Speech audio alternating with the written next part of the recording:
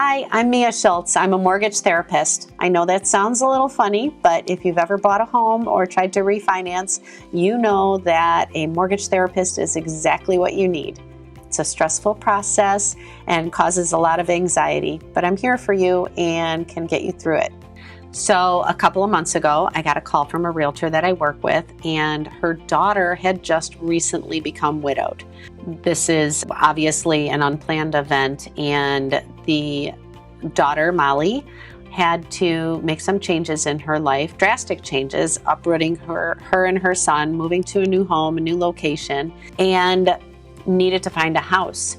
Well, she had gone to a couple of other lenders who turned her down because she had no income. She hadn't been working. She hadn't needed to in her certain circumstance.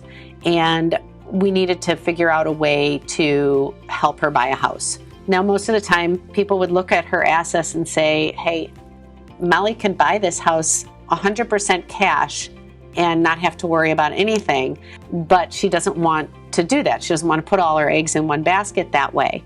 And you would think that any bank, knowing that you can buy the house cash, would give you a loan on that, but unfortunately, that's not the way it works.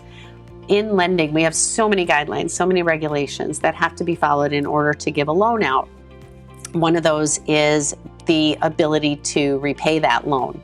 And not ever having to work, regardless of the amount of assets that you have in the bank account, you still can't get a loan because you don't have an income to repay it. So she had gone to a couple other lenders, like I said, and they had tried to annualize her assets in order to create an income. That's a thing that we do in the mortgage business.